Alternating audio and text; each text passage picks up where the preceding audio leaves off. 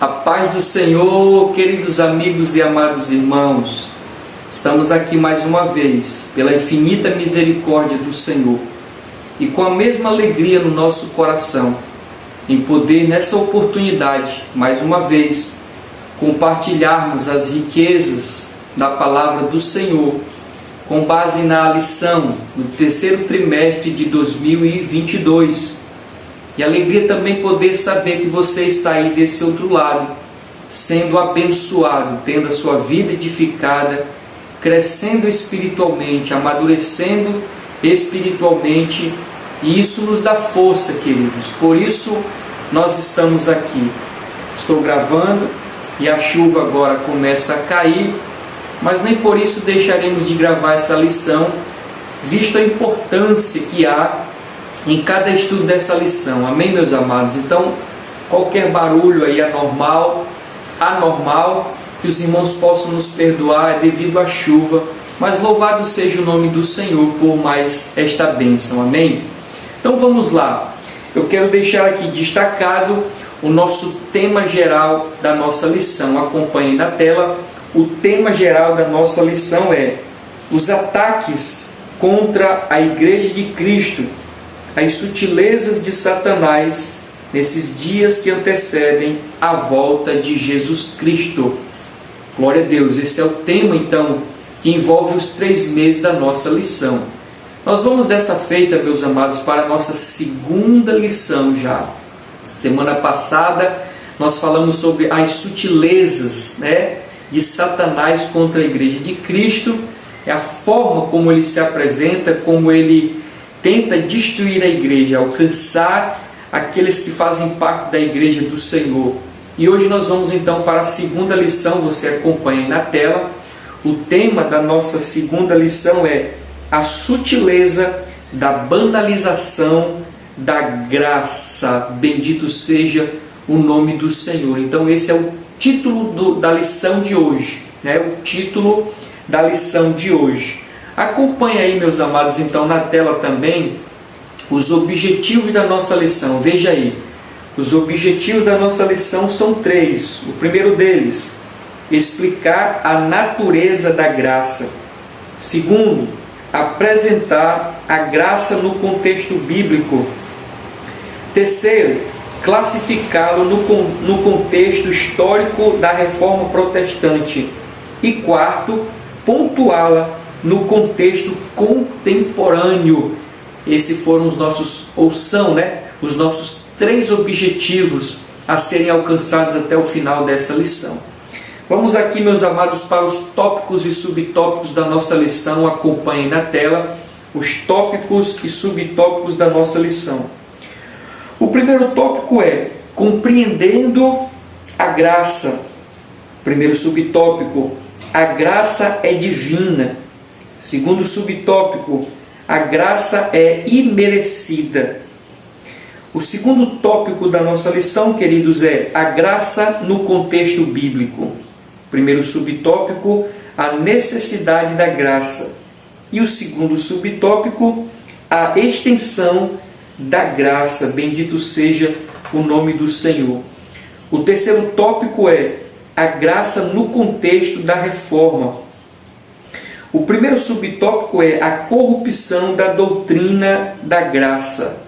E o segundo subtópico é a restauração da doutrina da graça.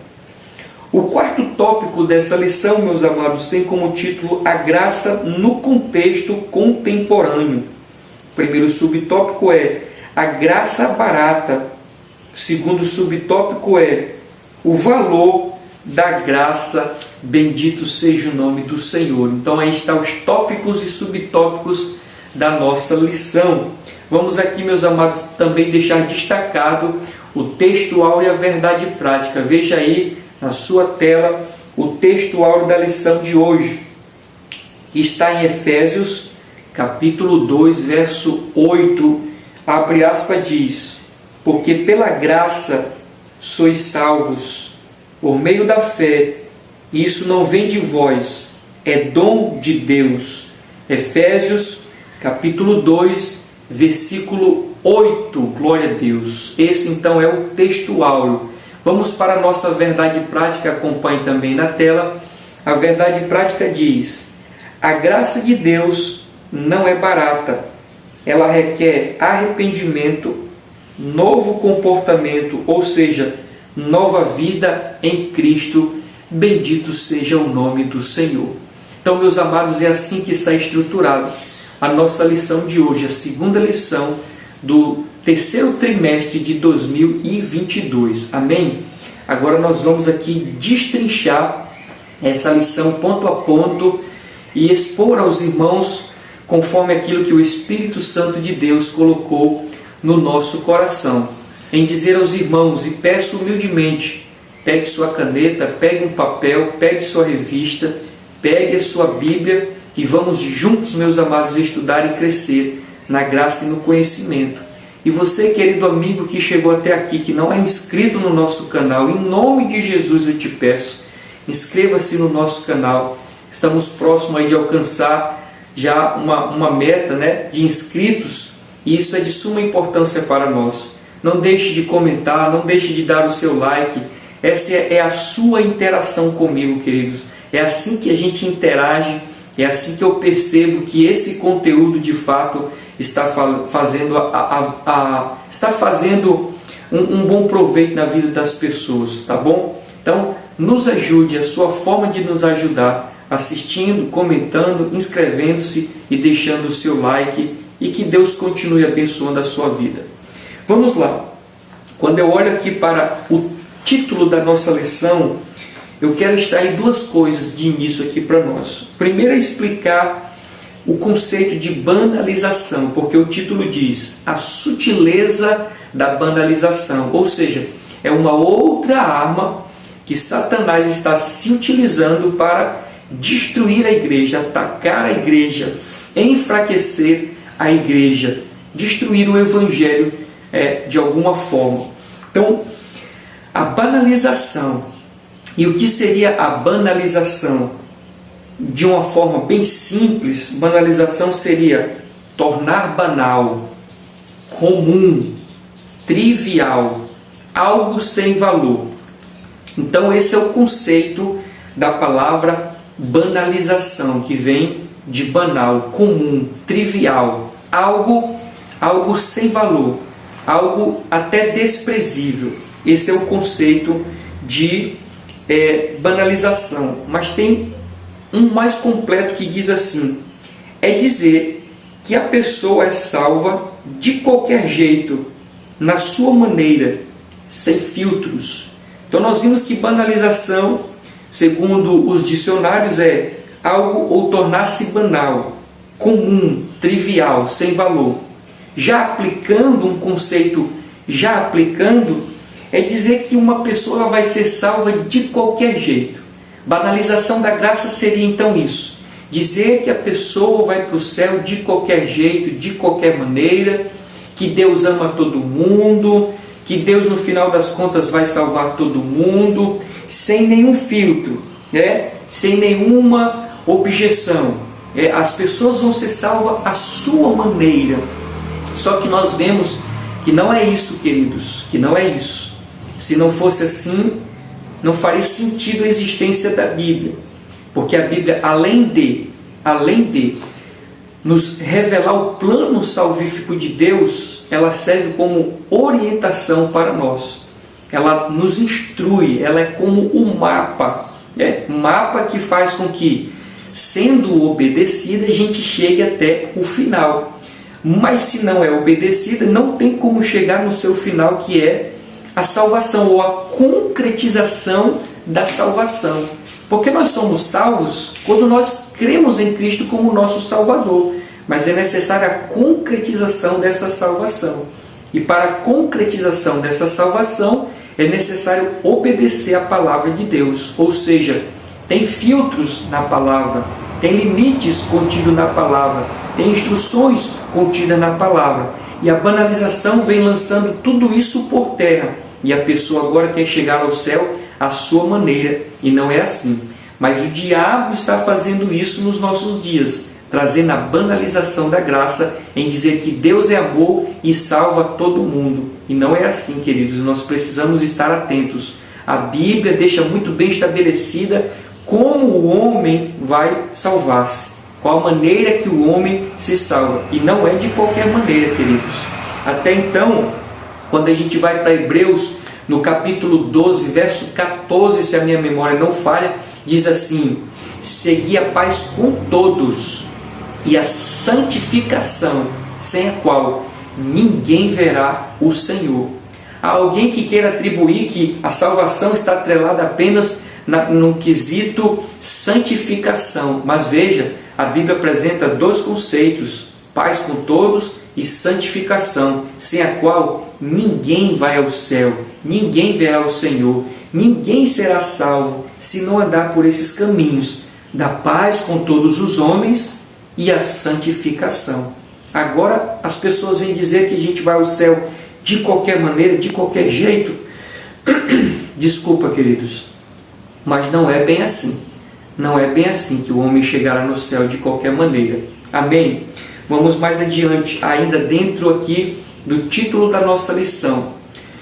Eu quero trazer algo novo, meus amados, aqui para nós. Lógico, com muito cuidado, com muito temor de Deus.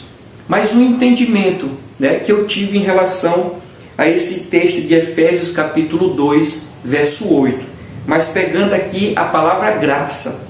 Porque o título da nossa lição é a sutileza da banalização da graça. Se fosse eu, segundo o entendimento aqui do texto, eu trocaria essa palavra graça por salvação. Eu não colocaria a palavra graça, a banalização da graça, e sim a banalização da salvação. Porque uma coisa é graça, outra coisa é salvação. Observe, meus amados, na minha interpretação, graça significa o favor de Deus. Graça significa que Deus fez um favor para nós. Graça, no meu entendimento, significa uma atitude de Deus, bendito seja o nome do Senhor Jesus Cristo. Então, graça, no meu entendimento, é um favor de Deus. Graça, no meu entendimento, é atitude de Deus. Então, quando a gente diz que a graça ela está sofrendo uma banalização, significa então dizer que o favor de Deus está sofrendo uma banalização. Mas na verdade não é. Não é o favor de Deus que está sofrendo uma banalização. É a salvação que está sofrendo uma banalização. Nós vamos entender, queridos, nós vamos entender claramente quando a gente vai para o texto áureo, que eu observa. Se graça é salvação, o texto de Efésios 2:8 perde todo o sentido. Quer ver? Veja só. Porque nós vemos os dois conceitos no mesmo verso, que diz assim: porque, pela graça sois salvos. Então são dois conceitos, e um é diferente do outro. Então, pela graça, no meu entendimento, graça é favor de Deus, é atitude de Deus. Então, pela atitude de Deus, vocês são salvos. Pela graça de Deus, graça significa o favor. Pelo favor de Deus, vocês são salvos. Então, o que estão, na minha visão, banalizando não é o favor de Deus. Estão banalizando a salvação, um modus operandi como a pessoa alcança a salvação. Eu sei, queridos, que é um conceito simples que eu estou inserindo aqui, mas é uma interpretação que eu tive do texto. Se Deus revelou isso ao meu coração, eu decidi trazer aqui e deixar registrado esse entendimento do verso. Porque às vezes nós queremos achar que graça é salvação e salvação é graça, quando na verdade são conceitos diferentes. O que seria graça no meu entendimento? É o primeiro passo. Deus deu o primeiro passo. Como eu coloquei aqui, é o favor de Deus. Graça é a atitude de Deus sendo manifesta. A atitude de Deus sendo manifesta para quê? Para salvar os homens. Então o que está sendo banalizado está sendo o quê? O favor de Deus, que é a graça de Deus, ou a salvação em si? Na minha interpretação, o que está sendo banalizado é a salvação, e não a graça, como está dizendo aqui o título da nossa lição. Tá bom, meus amados? É só esse detalhe. Então vamos aqui, ainda no texto áureo, que diz: porque pela graça sois salvos, por meio da fé, e isso não vem de vós, é dom de Deus. Eu não vou destrinchar muito o texto bíblico ou o texto áureo, porque mais para frente nós vamos ver ele bem destrinchado. Mas eu quero deixar apenas um detalhe aqui para nós, quando o texto diz que a salvação não vem pelo mérito humano, ou seja, não vem de vós, é dom de Deus. A salvação é um presente de Deus. A salvação é a graça do Senhor manifesta, né? O desejo de Deus sendo manifestado, trazendo então salvação para os homens. Então, quando o texto diz que é dom de Deus, esse dom é charismas, ou seja, presente, palavra do grego charisma, que significa presente. A salvação é um presente de Deus para nós, bendito seja o nome do Senhor. A verdade prática, eu quero deixar aqui algumas verdades para nós contidas na verdade prática. E a verdade prática diz assim: a graça de Deus não é barata. Observe, irmão, que há essa confusão entre o termo graça e o termo salvação. Eu trocaria mais uma vez aqui a palavra graça por salvação. Ou seja, a salvação de Deus não é barata. Continuando, ela requer o quê? Arrependimento. Diferentemente de como os homens querem chegar no céu, né, isso, na banalização da salvação, querem chegar no céu à sua maneira, a Bíblia está apontando para um caminho, para um processo, para estágios, até se chegar à concretização da salvação. E na verdade prática nós identificamos um estágio desse. Qual é? O arrependimento. E interessante, queridos, que não tem como haver arrependimento se não houver a consciência de pecado. E é isso que a banalização da salvação está fazendo hoje, né? Em dizer que nós estamos saindo de um aspecto de culpado para inocente. Hoje a pregação deturpada do Evangelho faz com que o culpado transforme em inocente, né? Ou a vítima da coisa. E interessante que em Provérbios 5,17, se não me falha a memória, me perdoe se a referência não estiver correta, mas diz assim: aquele que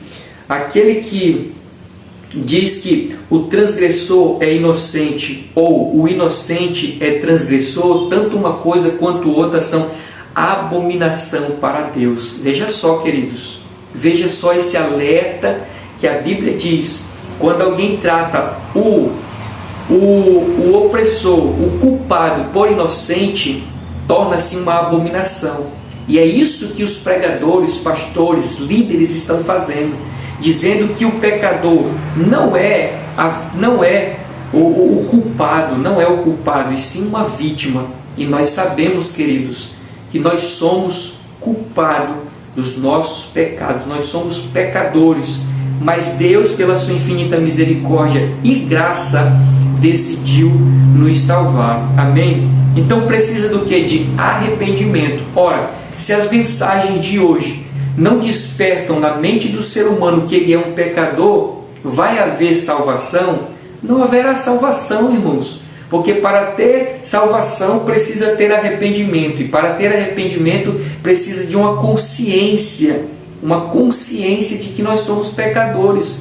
E as mensagens não levam os homens para isso. Então significa que não haverá salvação para essas pessoas que não alcançarem esse estágio do arrependimento. Outra coisa, além do arrependimento, precisa de um novo comportamento. Porque conversão é isso. Alguém que estava indo em uma direção e ele dá um giro de 360 graus, e ele passa a ir a uma outra direção. E o que seria essa outra direção ou um novo comportamento? Uma mudança, uma transformação. Queridos, eu digo, mudança nos pensamentos, desejos ou vontades e práticas. O evangelho genuíno, eu digo sempre, ele tem como característica a transformação. Todo evangelho apresentado que não produz transformação nas pessoas, no pensamento, na vontade e na prática, não é o genuíno evangelho. Porque o genuíno evangelho, ele produz isso, queridos, transformação, novo comportamento. Até mesmo o apóstolo Paulo, escrevendo ali as suas cartas, ele diz, o velho homem, né? As coisas velhas se passaram, tudo se fez novo, bendito seja o nome do Senhor. E o que foi que tudo se fez novo? Como eu coloquei aqui, pensamentos, desejos ou vontades e práticas. Ou seja, queridos, quando nós vamos para a prática, alguém que roubava não rouba mais, alguém que cometia crimes não comete mais, alguém que mentia não mente mais, alguém que subornava não suborna mais. Práticas que antes se faziam, hoje, por estar servindo a Cristo, já não faz mais. Outra coisa, desejos ou vontade, né? O desejo de pecar, a vontade de pecar, o desejo pelo mundo, a vontade pelo mundo, isso já não existe mais. Eu até coloquei um conceito em lições passadas, dizendo que depois que o pecado alcançou o homem, tudo aquilo que Deus aborrece é o que o homem ama. E tudo aquilo que Deus ama, o homem aborrece. Mas quando o homem se encontra com Cristo, isso se inverte outra vez. O que Deus ama é aquilo que o homem vai amar. Aquilo que Deus aborrece é aquilo que o ser humano vai aborrecer. Então, quando alguém se encontra com Cristo, o que Deus ama é o que o homem vai amar. E o que Deus aborrece é aquilo que o homem vai aborrecer. E o que o Deus aborrece? O pecado. Ou seja, o desejo de pecar, a vontade de pecar. Isso, querido, é transformado. Bendito seja o nome do Senhor. E até mesmo os nossos pensamentos. Por exemplo, eu poderia deixar aqui um exemplo dizendo que o homem, antes de Cristo, ele quer chegar no céu pela sua bondade, não é isso? Pela sua justiça, fazendo coisas boas, dando donativo, não cometendo coisas que, segundo o entendimento dele, é ruim. E ele quer chegar ao céu assim. Mas quando nós nos encontramos com Cristo, queridos, nós vamos perceber que esse pensamento nosso, ele muda. A gente tem o reconhecimento de que nós somos miseráveis pecadores, dignos apenas do inferno. É isso que o Evangelho produz no nosso pensamento. Nós somos miseráveis pecadores, dignos exclusivamente do inferno. Mas Deus, pela sua infinita misericórdia, decidiu, queridos, por livre e espontânea vontade, salvar o ser humano. Mas a banalização da salvação não leva o homem a ter esse entendimento, infelizmente. E isso está, queridos, inserido dentro do contexto das nossas igrejas. As mensagens não mais confrontam, queridos. Quando é que a igreja vai acordar para essa realidade? As mensagens não mais confrontam. Eu não sei se você é do tempo que eu fui, no tempo em que os cultos de doutrina eram às portas fechadas. Escreva aí, se você é desse tempo. Irmão, eu sou daqui da cidade tal, meu nome é tal, eu sou desse tempo aí que o senhor está falando, que o culto de doutrina era às portas fechadas. O negócio era tão sério, era tão estreito, meus amados, que as portas eram fechadas e o pastor ali na autoridade do Espírito Santo trazia a correção para a igreja era forte, meus amados. Hoje a igreja está medrosa, a igreja está fraca, fragilizada, devido às mensagens paliativas, às mensagens superficiais, às mensagens de vitória, de bênção. Levanta a tua mão que eu vou profetizar. É isso. Os cultos se tornaram isso, queridos. Infelizmente. E eu clamo a Deus que Deus faça alguma coisa e desperte a sua igreja para a realidade que nós estamos vivendo, queridos. Só Deus para ter misericórdia. Só Deus para ter misericórdia. Então, no entendimento da salvação de Deus, sacrifício de Jesus, o homem é salvo pelo sacrifício de Jesus. E de acordo com o de acordo com o homem, a obediência. Na verdade, é assim. A salvação tem a participação de Deus e a participação do homem. Como é que Deus ele participa da salvação? Enviando o seu Filho Jesus, para que por meio disso o ser humano seja salvo. E qual é a parte do ser humano? Obediência, obedecer. Porque, queridos, veja, a verdade prática diz: a graça de Deus não é barata. Aparentemente para nós saiu barato, aparentemente, mas para Deus custou um alto preço. Custou o preço do sangue do Filho dele, Jesus Cristo, derramado na cruz do Calvário. Mas não é por isso, pelo fato de que veio para nós gratuitamente, que de fato ela vai ser gratuitamente. Que na verdade requer o que do homem? Obediência. Para que o homem seja salvo, ele precisa obedecer. Amém, queridos? Nós vamos então aqui para a introdução da nossa lição, que diz assim, desta maneira. Nessa lição, estudaremos sobre a graça de Deus. Não há dúvidas de que nos últimos anos, os cristãos têm demonstrado maior interesse em conhecer melhor a doutrina da graça. Nesse sentido, pode-se dizer que há um despertar da graça. Contudo, para muitos, esse ensino continua ainda ofuscado. Nesse aspecto, pode-se dizer que a doutrina da graça tem sido mal compreendida, portanto, mal assimilada e, consequentemente, desvirtuada. Muito do que se prega e se ensina como sendo o Evangelho da graça nada mais é do que uma forma deturpada da graça. E é a graça barata, bendito seja o nome do Senhor.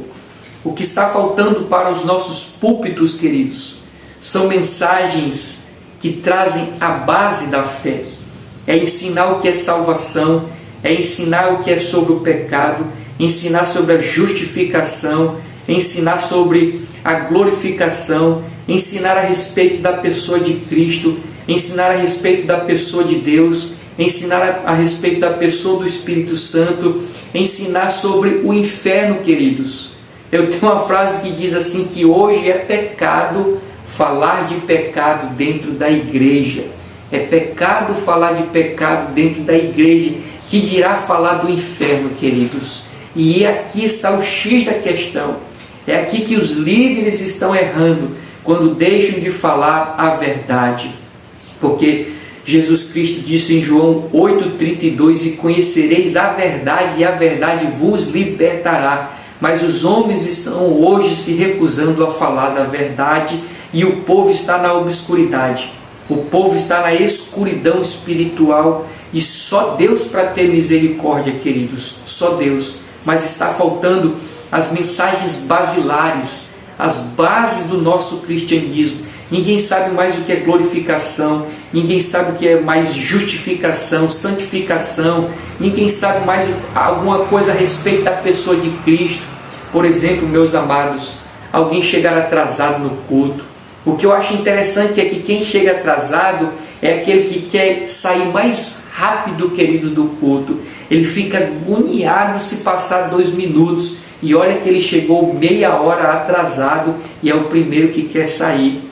Hoje, queridos, não tem mais respeito com a casa de Deus. É um anda-anda, é uma gritaria, é uma conversadeira, é gente tirando foto, fazendo filmagem.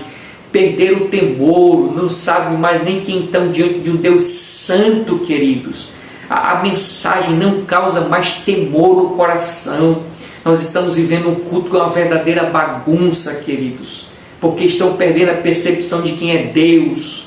Estão perdendo a percepção de quem é Deus, estão perdendo a percepção de quem é Jesus. Não tem mais respeito pela casa do Senhor, não tem mais respeito pela casa de Deus. É uma zoada, parece que estão numa praça, queridos. A mensagem ali pregando e os obreiros aqui atrás conversando, batendo foto, fazendo filmagem.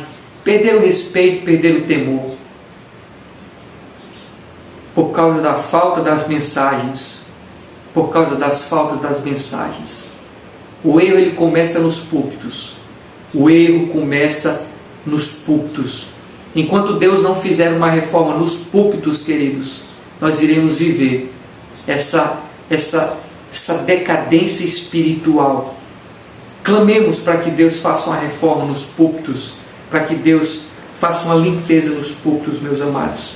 O que eu achei interessante aqui na introdução é que há um encadeamento de pensamento, que ele diz bem aqui, nesse aspecto, ou seja, que o conceito de graça, o ensino de graça, está obscuro na mente de algumas pessoas. Por causa disso, diz a nossa lição, pode-se dizer que a doutrina tem sido mal compreendida. Ora, se nem é pregada, que dirá ser compreendida? Então, se é mal compreendida, é mal assimilada, né? É mal assimilada. E se é mal assimilada, com certeza vai ser deturpado. O que nós estamos precisando é de homens que de fato venham honrar as suas calças e falar a verdade. Doa a quem doer, queridos. Doa a quem doer. E eu já disse o porquê dos homens hoje nos púlpitos, me refiro à liderança, não falar mais a verdade, porque estão apegados aos números. Quanto maior a quantidade de pessoas, melhor para esses líderes. Mas para se alcançar a quantidade dessas pessoas, abre-se as brechas. Abrir mão dos princípios para que as pessoas se acheguem. E é aqui que está o mal. Dificilmente esse líder falará a verdade, porque a verdade, querido, na grande maioria, afasta as pessoas. Só ficam aqueles que realmente querem ser salvos. Mas como esses líderes estão apegados à quantidade, eles vão preferir falar a mentira e manter um público grande diante de si. E isso é lamentável, lamentável, lamentável. Glória a Deus. Vamos para o primeiro ponto da nossa lição, queridos, que diz assim: compreendendo a graça. Compreendendo a graça. Primeiro subponto: a graça é divina. A graça é divina. Ao se afirmar que a graça é divina, se quer dizer com isso que a sua origem está inteiramente em Deus. Foi Ele quem quis agir com graça. O testemunho bíblico é que aprove a Deus salvar. Aqui está o cerne, queridos, da explicação da palavra graça. Ou seja, Deus decidiu, como diz aqui a nossa lição, aprove a Deus. Deus quis, Deus desejou. O pontapé inicial da salvação do homem partiu de Deus. Se Deus não desejasse, se Deus não desse o primeiro passo, o homem jamais seria salvo. Então, a graça é divina, o favor é divino. O pontapé inicial quem decidiu dar foi Deus. Continuando aqui a leitura. Isso significa que a origem da graça, bem como a iniciativa da salvação, é ato de Deus. A graça, portanto, tem origem no céu. Bendito seja o nome do Senhor. Ninguém pode salvar a si mesmo. Glória a Deus. Então veja, queridos, essa graça, ou seja, essa vontade de Deus, esse pontapé inicial de Deus, foi Deus quem decidiu dar. Eu digo com base no que está em Mateus capítulo 19, verso 26. Mateus capítulo 19, verso 26. O próprio Cristo dizendo, meus amados. Vamos ler aqui rapidinho. Mateus 19, 26. Mateus 19, 26. Olha o que diz aqui a palavra do Senhor, queridos, nesta manhã, ou nessa tarde, ou nessa noite, ou quem sabe até nessa madrugada, dependendo do horário que você esteja vendo. Glórias ao nome do Senhor. Mateus capítulo 19, verso 26, diz assim: E Jesus, olhando para eles, disse-lhes, Jesus, olhando para os seus discípulos, disse: Aos homens é impossível, mas para Deus tudo é possível. Veja que o contexto está se referindo àquele jovem que chegou para Jesus e disse: Senhor, o que eu preciso fazer para alcançar a vida eterna? Jesus diz, obedece os mandamentos, vai e vende tudo que tem e depois você me segue. E a Bíblia diz que aquele homem saiu entristecido com as palavras que Deus havia falado. E nesse momento Deus, ou Jesus, se vira para os seus discípulos e diz, para o homem é impossível. Impossível o quê? A salvação, queridos. Porque o contexto desse texto está falando sobre alguém que queria chegar no céu, ser salvo, alcançar a salvação. Então Jesus, o próprio Jesus, o dono do céu, ele estava dizendo que a salvação para o homem é impossível, mas para Deus é possível. Ou seja, por mais que o homem fizesse qualquer coisa, jamais, se não fosse a intervenção divina, mandando seu Filho, Jesus Cristo, para morrer na cruz do Calvário, o homem jamais alcançaria a salvação. Por melhor que ele seja, por mais obras de justiça que ele faça, querido, o homem não chegaria ao céu. Porque, queridos, para Deus nos salvar, o próprio Deus teve que vir a esta terra e se sacrificar naquela cruz. Veja, querido, que não foi uma coisa simples. O próprio Deus teve que se sacrificar, queridos, naquela cruz. Entenderam, irmãos? É impossível para o homem. Era impossível. Segundo subponto dessa lição, a graça é imerecida. Ou seja, a salvação é imerecida. O que significa? Que não tem mérito para nós na salvação. Jesus olhou para nós e não viu mérito nenhum. Não é como alguém que chega, tipo assim, meu amigo invisível, vamos supor, e apesar de eu nem gostar daquilo, amigo invisível, você tirou o nome de alguém e você vai mentalizar aquela pessoa e vai imaginar um presente que corresponde àquela pessoa, né? É de acordo com aquela pessoa. E não foi assim que aconteceu em relação à salvação do homem. Deus simplesmente decidiu. Deus simplesmente deu o pontapé inicial, sem levar em consideração a nada, queridos, para nós. A nada. E é aqui que eu introduzo um conceito e digo que ele é muito mal interpretado. Principalmente quando vai para o lado da predestinação. Uma coisa, queridos, é o favor de Deus, é a graça de Deus. Uma outra coisa é a salvação. A graça de Deus, ele se estende a todos, é o que nós vamos ver daqui a pouco. A graça, a oportunidade de salvação, queridos, está para todos. Mas a salvação, ela só é adquirida verdadeiramente por meio do instrumento chamado fé. Fé em Jesus Cristo. Por mais que o homem tenha, todos os homens tenham a oportunidade de salvar-se, mas para se salvar-se efetivamente, tem que crer em Jesus Cristo. E é uma fé que faz com que o homem renuncie. Não é aquela fé simplesmente de crer que existe um ser superior, Deus, mas é uma fé que a gente viva de renúncia. Bendito seja o nome do Senhor. Amém?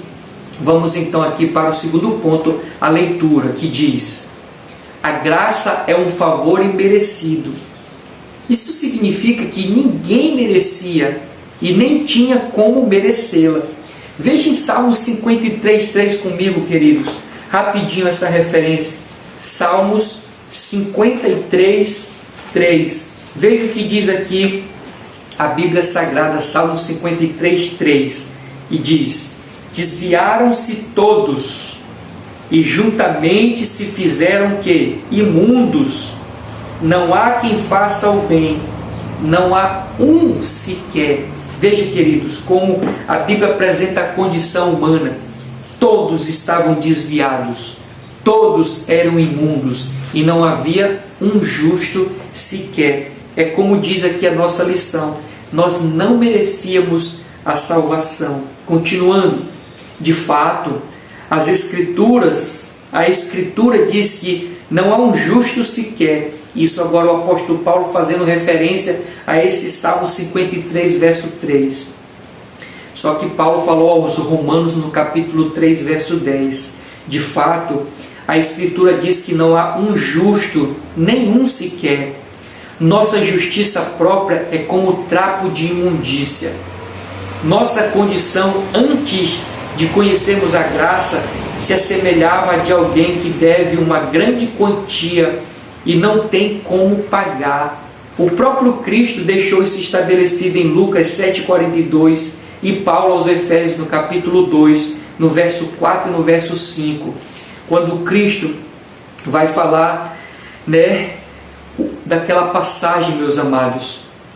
Jesus chega para um dos religiosos e diz, ilustrando, de alguém que devia, vamos supor aqui, um denário e outro que devia 500 denários, e ambos foram perdoados. Uma das aplicações que nós tiramos nessa passagem, ilustração de Jesus, é a condição do ser humano em relação à sua dívida. O homem tinha uma dívida impagável. Porque o contexto vai dizer isso, por mais que aquele judeu trabalhasse a sua vida inteira, ele ainda não conseguiria pagar a sua dívida. E é assim que nós estávamos, com a dívida impagável. E deixa eu dizer uma coisa aqui para nós, queridos, até como esclarecimento. Não sei se você já ouviu, mas eu já ouvi bastante alguém dizer que a dívida foi paga para Satanás. Não, queridos, nós não devemos nada. Quando diz que a cédula foi rasgada, o contrato foi rasgado, foi pago para Satanás, não, queridos. Nós não devíamos nada para Satanás. Na verdade, nós somos devedores de Deus.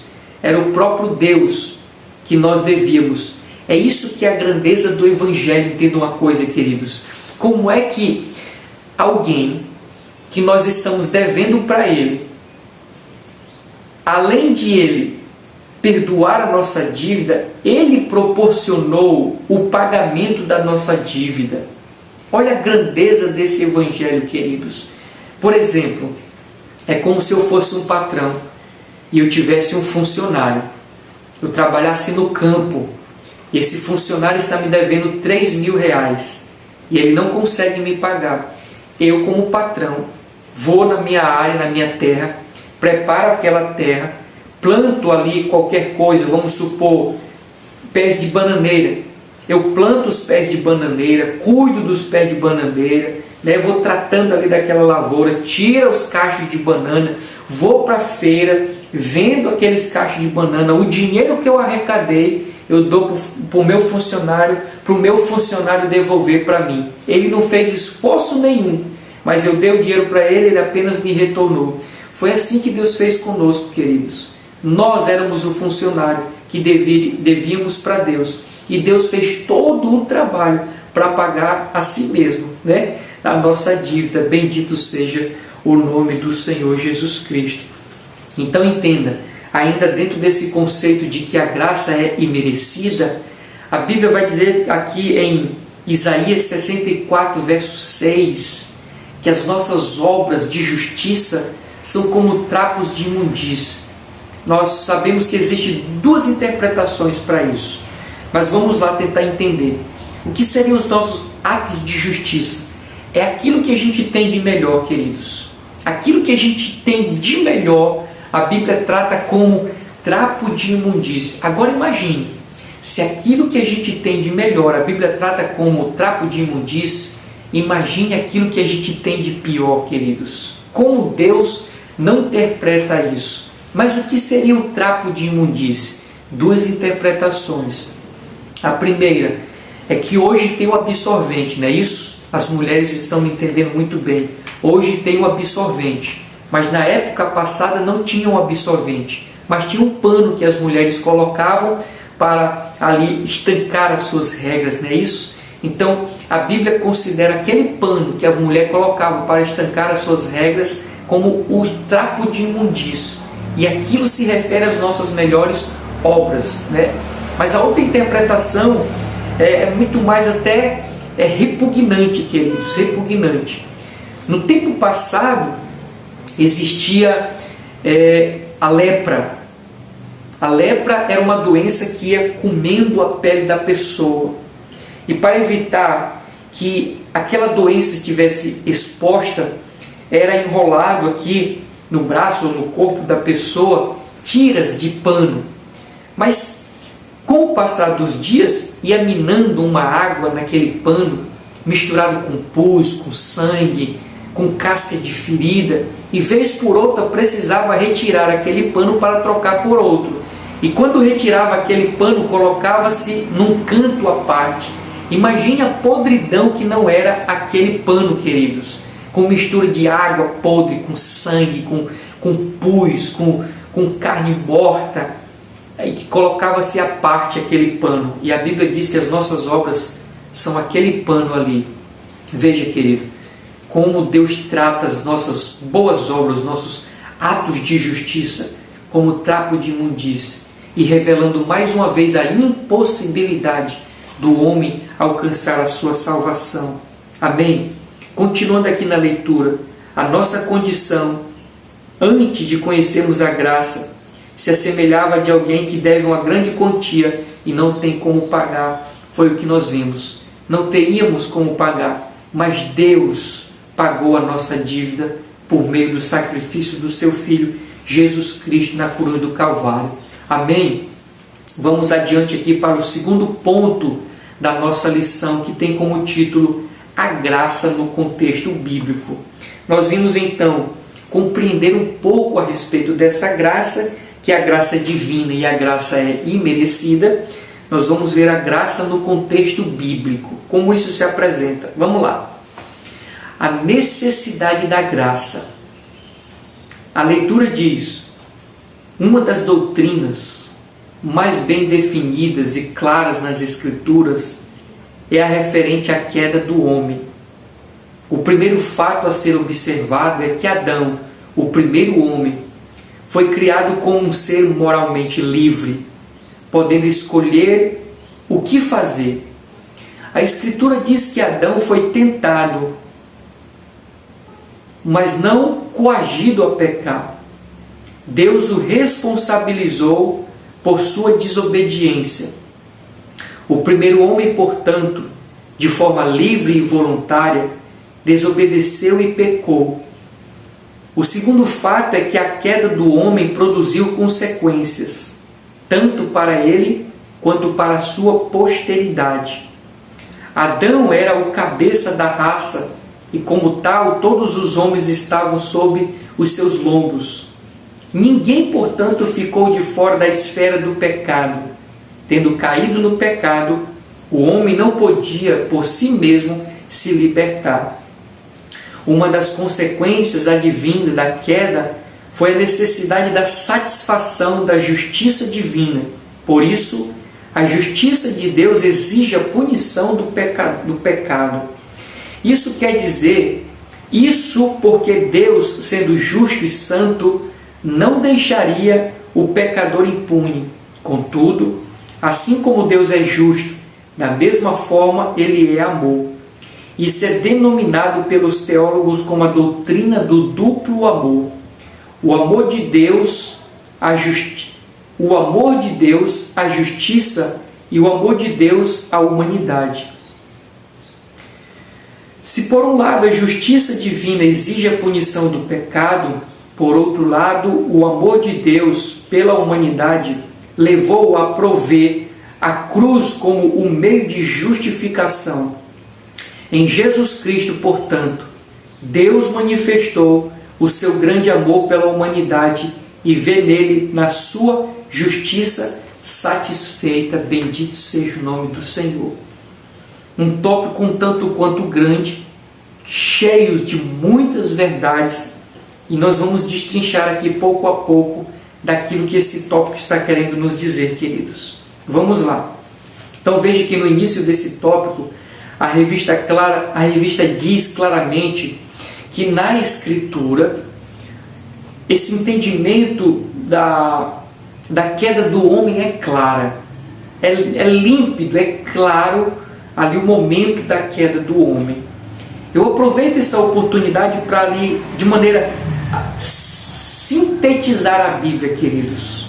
De Gênesis e Apocalipse, se nós fôssemos sintetizar a Bíblia, nós iríamos sintetizar da seguinte maneira: Eu chamo isso de blocos. O primeiro bloco é a criação. A Bíblia vai se referir à criação. Segundo bloco, a queda. A Bíblia vai falar a respeito da queda desse homem. Terceiro bloco, a restauração desse homem que caiu por meio da morte e ressurreição de Jesus. E o quarto bloco que a Bíblia, de maneira sintetizada, se refere é a volta de Jesus. Então esses 4 blocos sintetizam a Escritura: criação, queda e restauração, que envolve morte e ressurreição de Jesus, e o quarto que é a volta de Jesus. Como nós estamos falando da graça da salvação, nós precisamos então nos referir a respeito da queda desse homem. E esse conceito de queda está muito bem definido, muito bem claro na Escritura. Amém? Aí o texto continua falando a respeito de Adão, o primeiro homem que foi criado moralmente livre, podendo escolher o que fazer, ou seja, o livre-arbítrio. Existe uma grande discussão entre os pentecostais e os reformados. Os reformados vão defender a tese de que o homem não tem mais livre-arbítrio. Nós, pentecostais, vamos defender sim que o homem tem sim o livre-arbítrio. Mas Adão tinha o poder de escolha, assim como nós também hoje temos o poder de escolha. Apesar de que o nosso coração seja corrompido, mas nós temos sim o poder de escolha. Porque nós fomos atingidos, queridos, uma coisa é em todas as áreas da nossa vida, e uma outra coisa é dizer que o homem foi afetado na profundidade. O homem não foi corrompido na profundidade. O homem foi corrompido na totalidade. Todas as áreas da vida dele está corrompido, mas não tão profundo de maneira que o homem não tivesse hoje o livre-arbítrio. O homem tem o livre-arbítrio, é tanto que ele vai ser responsabilizado pelos seus atos, pelas suas escolhas, pelas suas decisões. Amém? Veja só, a revista continua dizendo aqui a respeito de Adão. Adão foi tentado, mas não coagido em pecar. Eu coloquei 2 coisas aqui para nós, meus amados. A primeira, de igual modo ninguém é. Assim como Adão assim como Adão foi tentado, hoje nós, de igual modo, somos tentados. Porque entenda, querido, a palavra Satanás é o quê? Tentador. O diabo não força ninguém a pecar. Ele apenas lança, ele coloca a proposta, ele arma a situação, esperando alguém cair ou não, a pessoa decidir ou não. Por isso que eu digo que o pior dos nossos inimigos não é Satanás. O pior dos nossos inimigos somos nós mesmos, porque nós temos o poder de escolher se sim ou se não. Por mais que Satanás coloque diante de nós qualquer situação para nos destruir, nos fazer cair, nós temos o poder de escolher se vamos acatar ou não aquilo que ele está nos dando. Eu destaco a segunda coisa aqui para nós, queridos, que há uma tendência humana para culpar os outros. Porque nós estamos falando aqui que Adão ele foi tentado, mas ele não foi coagido a pecar. Ele não foi forçado a pecar. Ele não foi obrigado a pecar. Ele tinha o livre-arbítrio, o poder de escolha. De igual modo nós, como eu estou dizendo, nós somos tentados todos os dias, nós temos o livre-arbítrio, o poder de escolha. E nós não somos obrigados. Satanás não nos força a pecar. Mas nessa mesma história, nesse mesmo contexto de Adão, eu vejo uma outra verdade. Desculpa, queridos. Qual é a outra verdade? É que o homem tem a tendência de querer culpar os outros.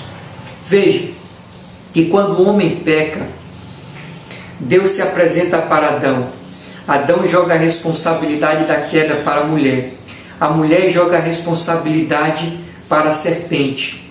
Adão, ele joga a responsabilidade para Deus.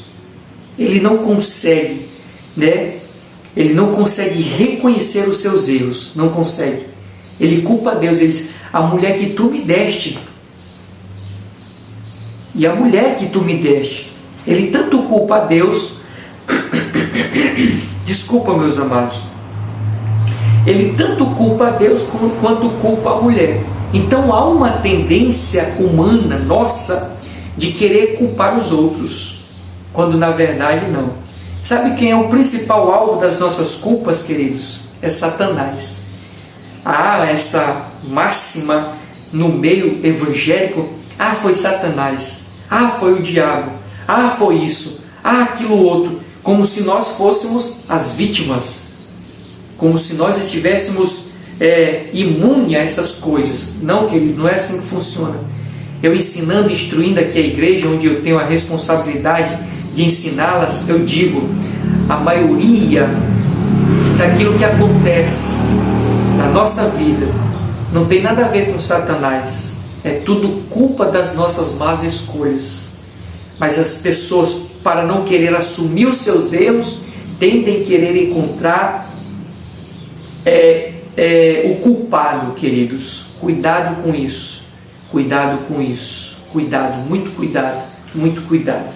Que a maioria das coisas somos nós mesmos os culpados. Continuando, queridos, aqui ainda dentro desse tópico, visto ele ser grande.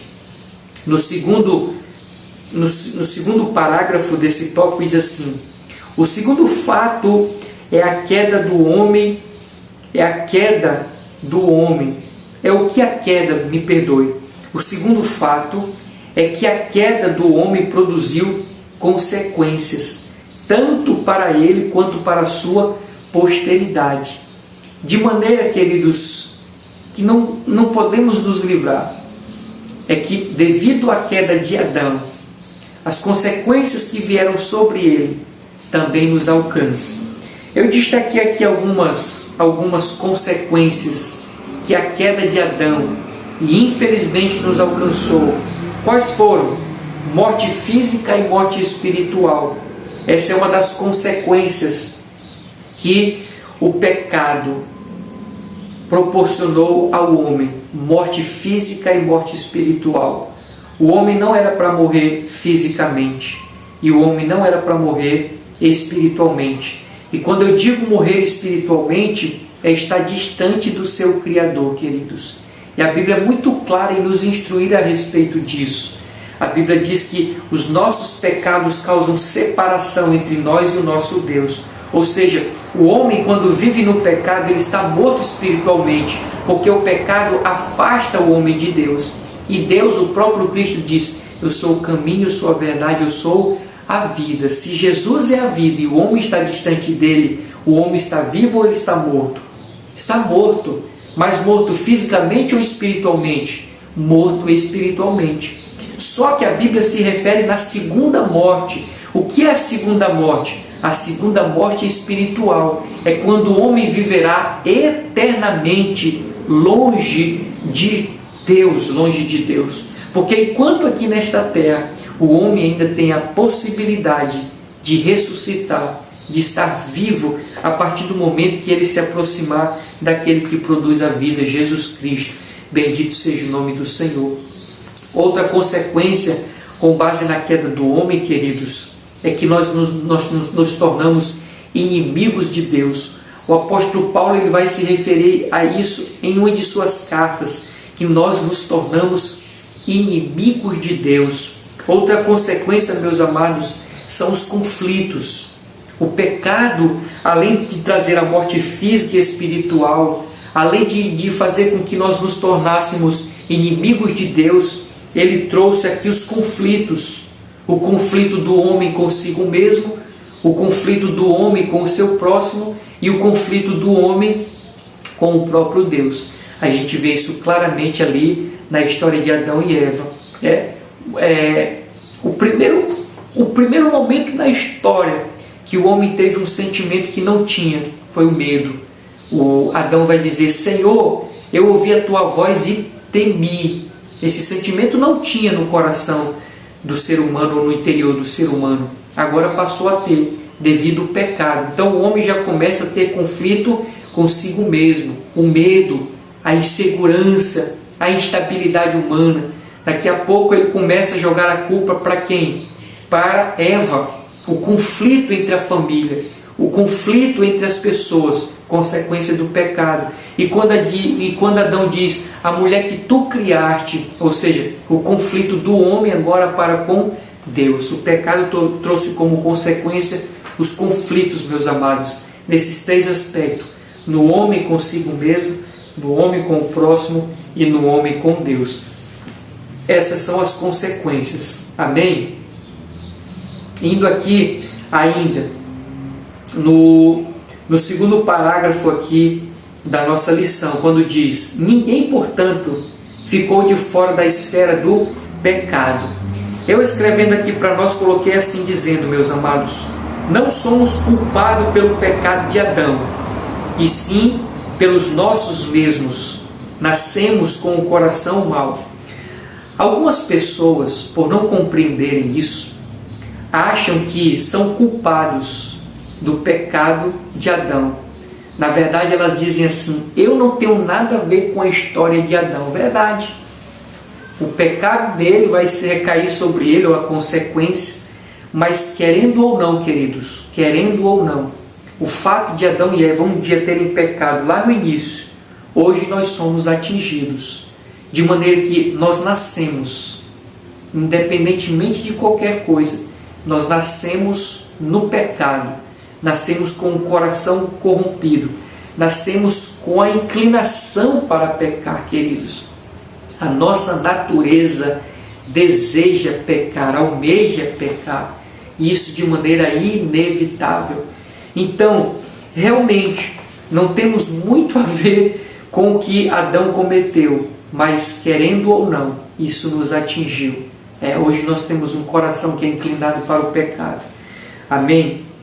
Aqui no finalzinho diz assim: em Jesus Cristo, portanto, Deus manifestou o seu grande amor pela humanidade e vê nele sua justiça satisfeita.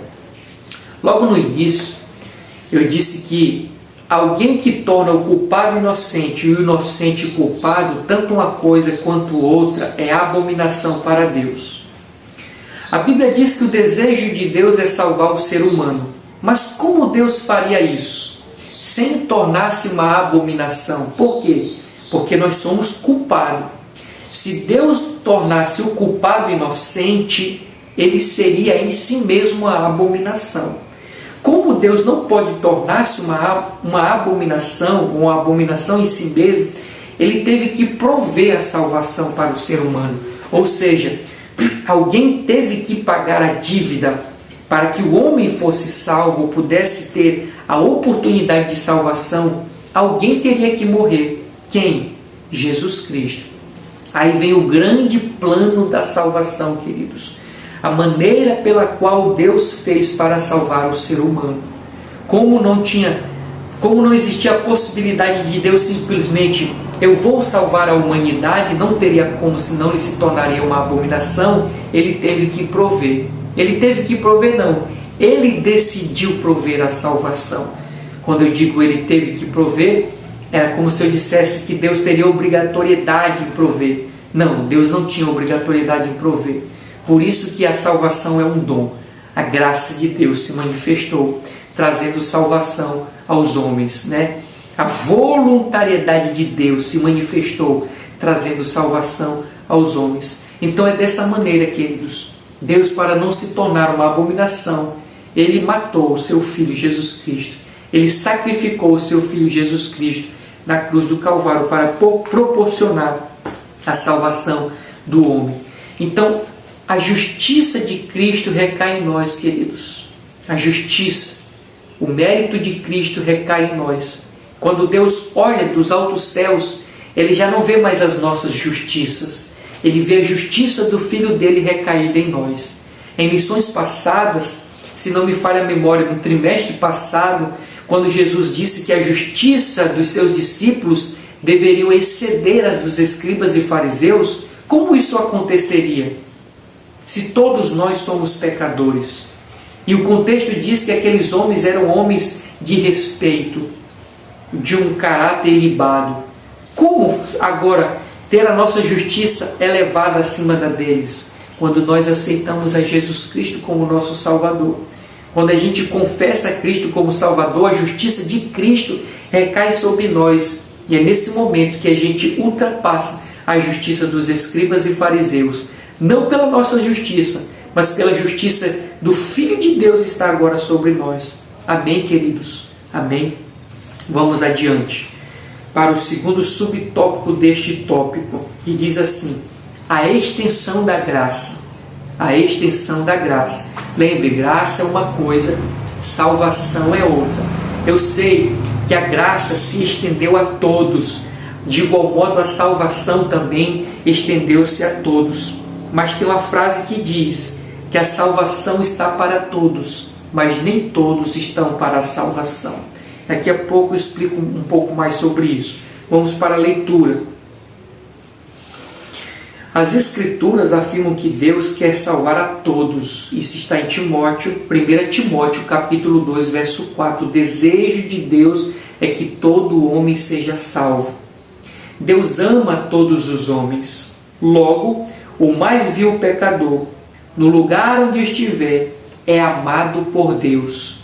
E por isso deve ser alcançado o alcoólatra, o adúltero, o homicida.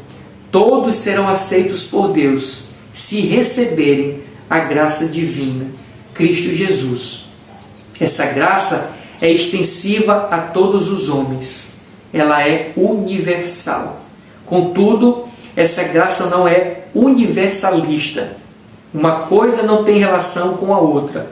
O universalismo prega que todos, independentemente do credo, religião ou arrependimento ou comportamento, serão salvos. Ao contrário, a graça é universal, porque é estendida a todos os homens.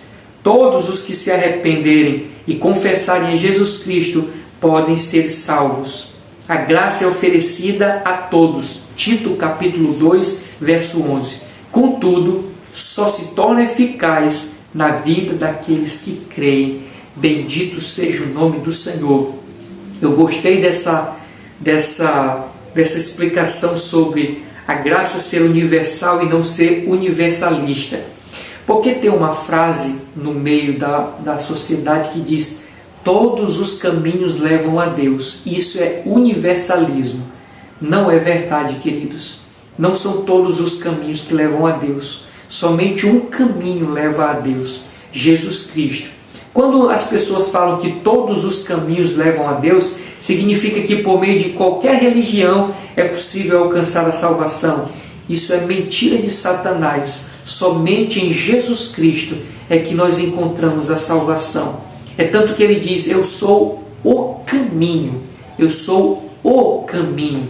Só existe um caminho. Esse caminho é Jesus Cristo. Bendito seja o nome do Senhor.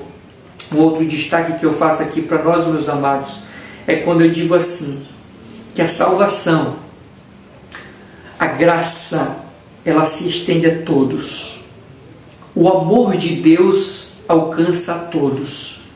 Mas o fato de Deus amar a todos, o fato de a salvação estar para todos, não significa que todos vão ser salvos.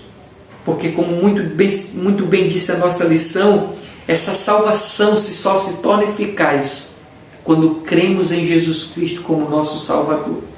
Talvez aqui não fosse o tempo, querido, ou o momento devido ao tempo, mas sempre é bom nós explicarmos a respeito das diferenças de fé. Existem diferenças de fé. A Bíblia vai nos apresentar diferenças de fé. Fé natural, fé para a realização de milagres e a fé salvífica. Uma coisa não significa outra. Então existe a fé natural. Muitos querem chegar ao céu pela fé natural, mas não é pela fé natural, é pela fé salvífica. Aquela fé que nos humilha, aquela fé que nos faz compreender quem nós somos, aquela fé que nos faz apegar em Jesus Cristo única e exclusivamente. E é por meio desse instrumento, a fé, que a salvação se torna eficaz. Por mais que Deus ame a todos, nem todos vão se salvar. Por mais que a graça de Deus tenha alcançado a todos, mas nem todos efetivamente serão salvos. Por quê? Porque não tem fé exclusivamente em Jesus Cristo. Amém? Nós precisamos aprender e passar isso adiante, para que pessoas, se assim desejarem, serem salvas. Amém, meus amados? Vamos para o terceiro tópico aqui da nossa lição. O terceiro tópico diz a graça no contexto da reforma. A graça no contexto da reforma. Vamos lá. A corrupção da doutrina da graça. O contexto da reforma protestante no século XVI é muito diversificado. Contudo, é possível identificar alguns fatores que contribuíram para o surgimento da reforma. O catolicismo perdia influência e por isso surgiu uma reação contra os líderes religiosos por causa do seu baixo nível de moral. A rejeição da doutrina católica como válida, um maior interesse pela educação que deixa de ser um privilégio dos líderes católicos e uma maior diversidade doutrinária. De forma direta, pode-se afirmar que a reforma surge como uma resposta ao enfraquecimento, deturpação e negação da doutrina da graça, que no período medieval havia sido totalmente desconfigurada. A salvação pelas obras havia sido substituída. A salvação pela fé somente em Jesus Cristo. Pela fé somente. Em outras palavras, a salvação havia se tornado meritória. Então veja, o apóstolo Paulo escrevendo, e esse foi o nosso textual, Efésios 2:8, diz que vós sois salvos pela graça. Isso não vem de vós, é dom de Deus. Ou seja, a salvação não é mérito humano. Só que num determinado momento da história, essa doutrina da graça, essa doutrina da salvação, ela foi sendo corrompida. Veja que o que nós estamos vivendo, essa corrupção ou banalização da salvação, não é algo novo, mas é recorrente.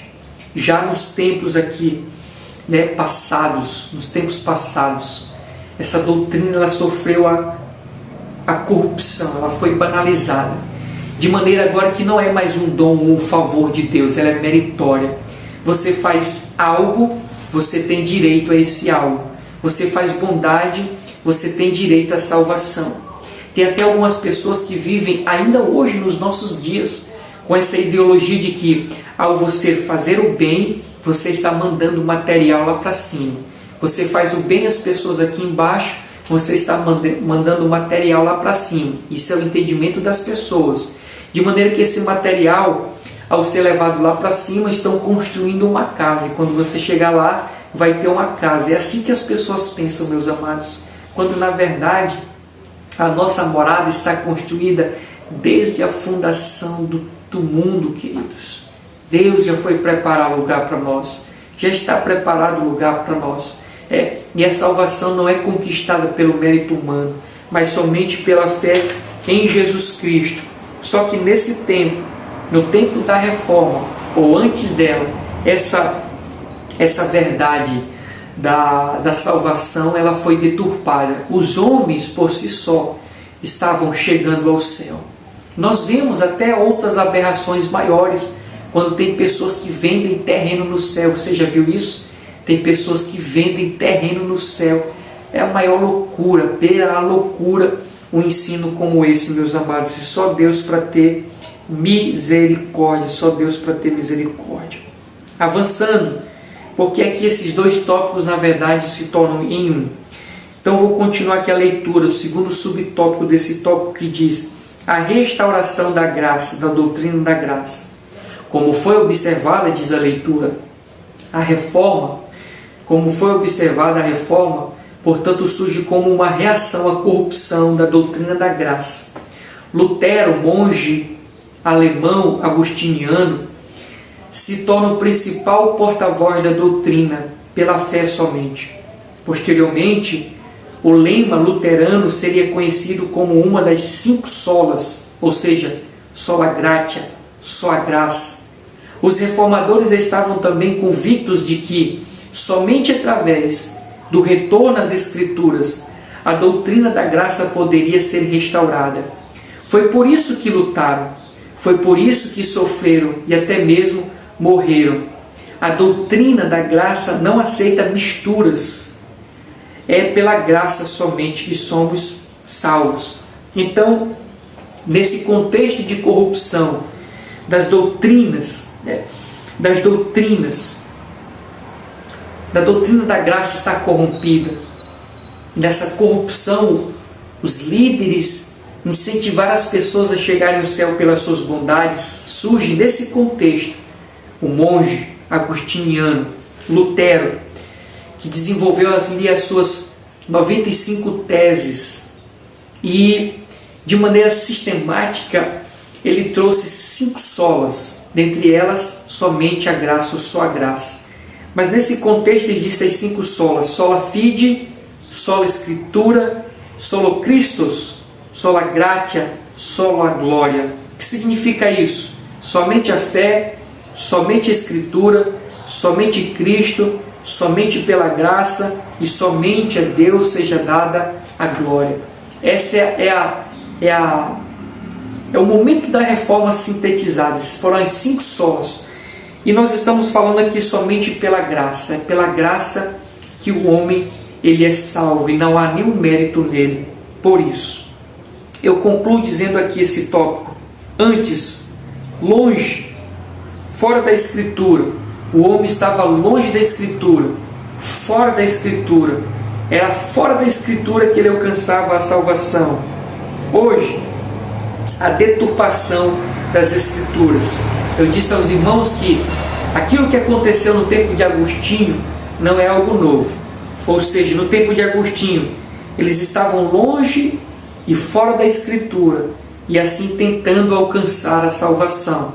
Hoje, está dentro da Escritura, mas estão deturpando a Escritura, estão deturpando o Evangelho, estão deturpando a mensagem do Senhor Jesus Cristo. De igual modo, no tempo em que Lutero lutou contra essas coisas, e a realidade dele era essa: além dos líderes não aproximarem o povo das Escrituras, hoje, os homens estando próximos das Escrituras, mas os líderes deturpam. Eles rasgam a Bíblia e dizem: Deus te ama e Ele vai te salvar de qualquer jeito. Como na verdade, queridos, não é de qualquer jeito. Amém? Vamos aqui para o terceiro ponto da nossa lição, queridos, que diz assim: a graça no contexto contemporâneo. Nós vimos ali a graça no contexto da reforma, que estava corrompida, estava banalizada, e nós vamos ver no contexto contemporâneo, nos nossos dias. O primeiro subtópico diz: a graça barata. Há muito a expressão graça barata foi introduzida na literatura para expressar a vida cristã nominal e mundanizada. De fato, o Evangelho expresso por alguns ensinadores não refletem mais a graça. Parece que quanto mais crescem, menos influentes os evangélicos estão causando, menos influência, os evangélicos estão causando na sociedade. Urge voltar para o Evangelho da genuína graça de Deus. Quando o escritor diz parece que, eu até discordo e digo, é verdade que quanto mais os evangélicos crescem, menos influência eles trazem à sociedade. Porque entenda, querido, eu já disse nessa oportunidade, os líderes estão preocupados com a quantidade e não mais com a qualidade. E se preocupar somente com a quantidade, para isso acontecer é necessário abrir mão de princípios. E esses princípios é que fazem a diferença, queridos. São esses princípios que realmente vão levar à transformação. Então nós estamos vivendo um tempo onde o sal está insípido, o sal não está produzindo mais mudança, o sal não está mais produzindo alteração alguma. A igreja está perdendo a sua essência, a igreja não está influenciando mais o mundo, na verdade é o mundo que está influenciando a igreja. Nós estamos vivendo, como diz aqui a nossa lição, um cristianismo nominal. As pessoas estão apenas sendo nominadas como cristãs, mas cristãs de fato não são.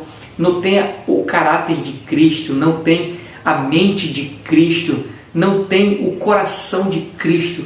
São nominais, são mundanizados.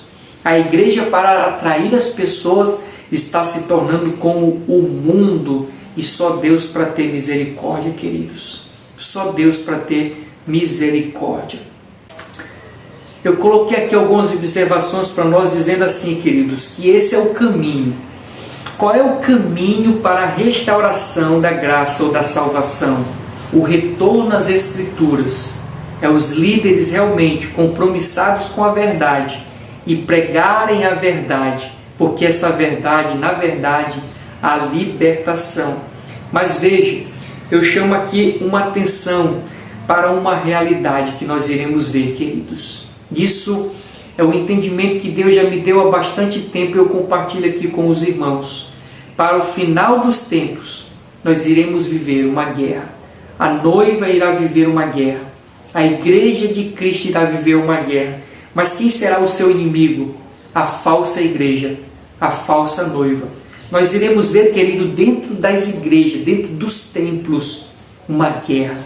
Uma guerra entre a verdadeira igreja e a falsa igreja. Ou seja, pessoas pregando a verdade e aqueles que não são igreja contendendo contra a verdade. A maior inimiga da igreja vai ser a falsa igreja, queridos. Os falsos irmãos, os falsos crentes.